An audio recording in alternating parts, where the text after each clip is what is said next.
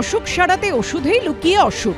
মাথা যন্ত্রণা সারাতে যে ওষুধে ভরসা রাখছেন সেই ওষুধই মাথা ব্যথার কারণ হয়ে উঠতে পারে।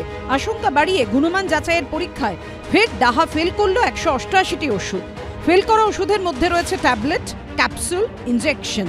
এর মধ্যে কলকাতার ল্যাবে ফেল করেছে 27টি ওষুধ। কেন্দ্রীয় ড্রাগ কন্ট্রোল বিভাগ সিডিএসকো রিপোর্ট অনুযায়ী কলকাতা সেন্ট্রাল ল্যাবে ফেল করা ওষুধের মধ্যে রয়েছে বমি, বদহজম, ব্যাকটেরিয়া সংক্রমণ, heart attack, blood sugar, allergy, শ্বাসকষ্ট, প্রসবের পর রক্তপাত বন্ধ, স্নায়ুরোগ এবং মাইগ্রেনের ওষুধ।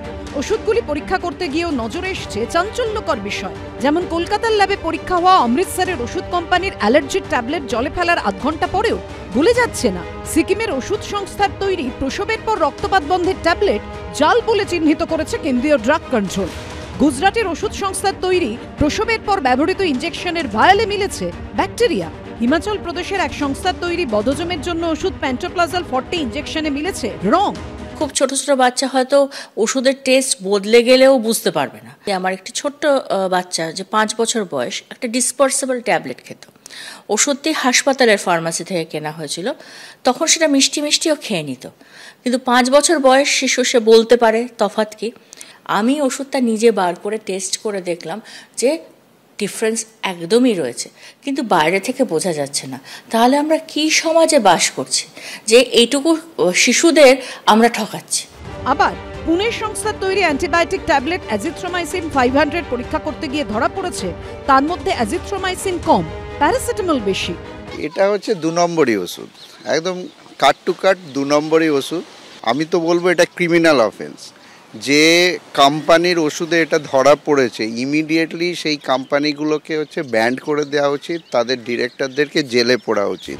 সিডিএসইও রিপোর্টে উল্লেখ, এমন বহু ওষুধ ধরা পড়েছে যেখানে ওষুধের মোড়কে ম্যানুফ্যাকচারিং ডেটই নেই, প্রস্তুতকারী সংস্থার ঠিকানারও উল্লেখ নেই, শুধু সংস্থার নাম লেখা রয়েছে। পাঞ্জাবের সংস্থার তৈরি অ্যান্টিবায়োটিকে ওষুধের পরিমাণ 100-র বদলে 189%। কিছু কিছু ওষুধ আছে যারা বেশি পরিমাণে ডোজ দিলে অ্যান্টিবায়োটিক আছে যেক্ষেত্রে কিডনি ড্যামেজ হতে পারে, যেরকম ভ্যাঙ্কোমাইসিন বা অ্যামিকাসিন টাইপের ওষুধ। তাটা বেশি দিলে, এমনিতেই নর্মাল ডোজে দিলে অনেক সময় কিডনি ড্যামেজ হয়, যদি বেশি ডোজে কিডনি ড্যামেজ হতে পারে। টিবির ওষুধ কিছু যেগুলো অ্যান্টিবায়োটিক, অ্যান্টিটিউবারকুলার ড্রাগ বা আরও কিছু অ্যান্টিবায়োটিক আছে যেগুলোতে লিভারে ক্ষতিকর হতে পারে। কিছু কিছু অ্যান্টিবায়োটিক দিলে আমরা দেখেছি যে শরীরে আরবিসি, প্লেটলেট বা ডাব্লিউবিসির পরিমাণ কমে যায়। সেটা যদি খুব বেশি ডোজে দিই তাহলে সেগুলো পরিমাণ আরও খারাপ হতে পারে।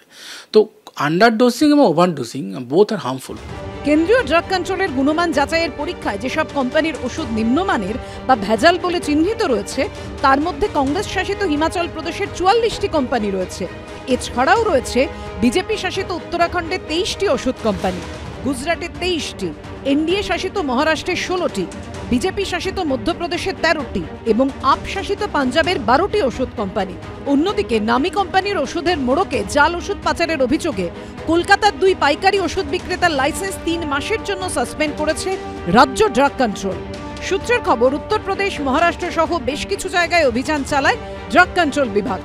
মেলে শিয়ালদার 2 পাইকারি ওষুধ বিক্রেতা ডিডিএম ফার্মা এবং জয়সওয়াল ফার্মার নাম। তার ভিত্তিতে মাস 3 আগে মুচিবাজারের এই 2টি জায়গায় অভিযান চালায় রাজ্য ড্রাগ কন্ট্রোল। বাজেয়াপ্ত করা হয় ওষুধের নমুনা। পরীক্ষায় ধরা পড়ে জাল ওষুধ। মাসখানিক আগেই দেশজুড়ে 198টি ওষুধ গুণমান যাচাইয়ের পরীক্ষায় ফেল করে, আর তার সঙ্গে জুড়ল আরও 188টি ওষুধ। প্রশ্ন উঠছে, এতদিন ধরে বাজারে বিক্রি হওয়া এইসব ওষুধ যাদের শরীরে গেছে তাদের কতটা ক্ষতি হয়েছে তা ভেবে আশঙ্কিত সাধারণ মানুষ। সন্দীপ সরকার ও ঝিলম করঞ্জায়ের রিপোর্ট, এবিপি আনন্দ।